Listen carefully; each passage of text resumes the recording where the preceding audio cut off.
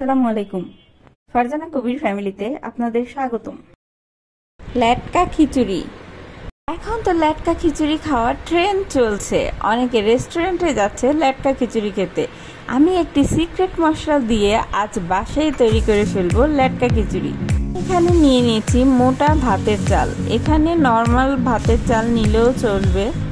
মুসুর ডাল আর মুগ ডাল ভালোভাবে ধুয়ে নিব, আর কড়াইতে তেল দিয়ে দারচিনি আর তেজপাতা ফোড়ন দিয়ে পেঁয়াজ কুচি দিয়ে দিব।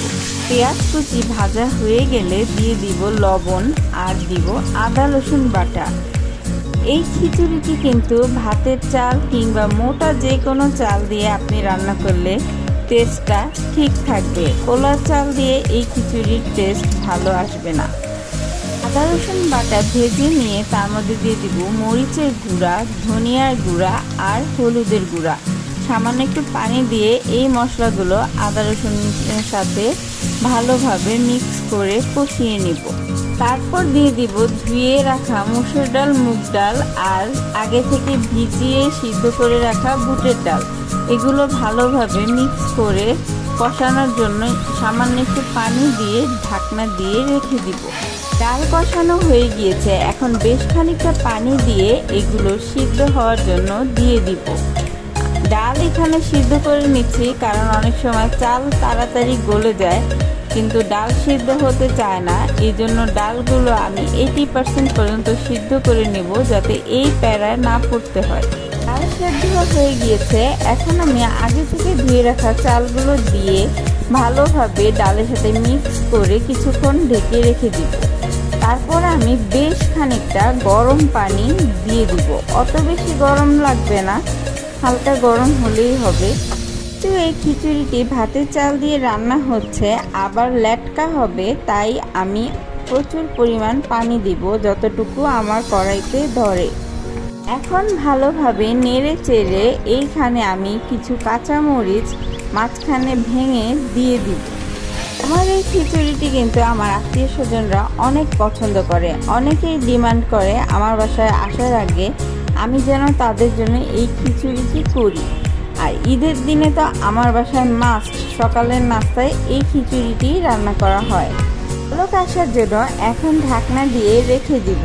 বলক আসলে তারপরে একটু নেড়ে দিতে হবে যাতে নিচে না লেগে যায়।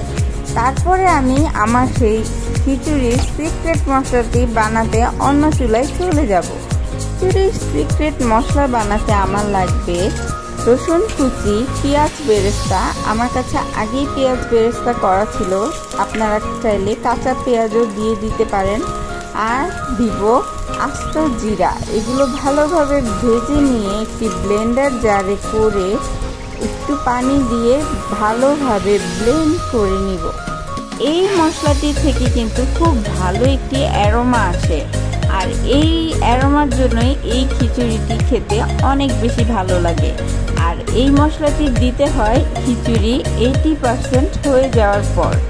দেখি আমার খিচুড়ির কি অবস্থা। খিচুড়ির চাল গলে গিয়েছে, এখন আমি অল্প একটু পানি দিয়ে গুলে এই মশলাটি খিচুড়িতে দিয়ে দিব আর ভালোভাবে নাড়াচাড়া করে নেব। নাড়তে নাড়তে আমার মনে হচ্ছে আমার এখানে পানি কিছুটা প্রয়োজন আছে, তাই আমি কিছু গরম পানি করে এই খিচুড়িতে আরও কিছু পানি অ্যাড করে দিব। তো লেটকা খিচুড়ি, তাই পানির পরিমাণ একটু বেশি প্রয়োজন হয়। আর এখন আমি পানিটি দিয়ে বলক আসলে যে কাজটি করব, এটি কিন্তু এই খিচুড়ির জন্য খুবই ইম্পর্টেন্ট একটি কাজ। পানি দেওয়া হয়ে গিয়েছে, এখন অপেক্ষা করব খিচুড়ি চাল ডাল আরও কিছুক্ষণ সিদ্ধ হওয়ার জন্য। আর সিদ্ধ হলে আমার মেইন যে কাজটা তা আমার করে ফেলতে হবে। এই পর্যায়ে আমি করব একটি ডাল ঘুটনির সাহায্যে খিচুড়িটি ভালোভাবে এইভাবে ঘুটে ঘুটে দিব।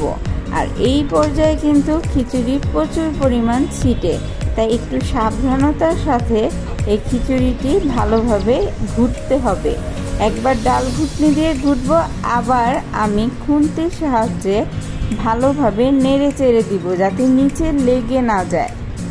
এই পর্যায়ে খিচুড়ি আর ঢাকনা দিয়ে ঢেকে দিব না, আমি অনবরত একবার ডাল ঘুটনি দিয়ে আরেকবার খুন্তি দিয়ে নাড়তে থাকবো।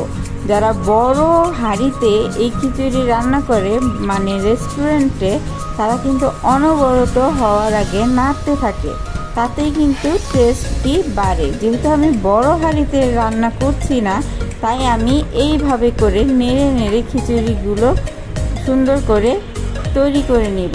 আর হয়ে আসলে দিয়ে দিব ধনিয়া পাতা কুচি। যারা ধনিয়া পাতা পছন্দ করেন না, তারা এই ব্যাপারটি স্কিপ করতে পারেন। যারা লেটকা খিচুড়ির সাথে মাংস দিতে চান, রান্না করা মাংস, তারা এই পর্যায়ে ধনিয়া পাতা দেওয়ার আগে মাংস অ্যাড করে দিবেন।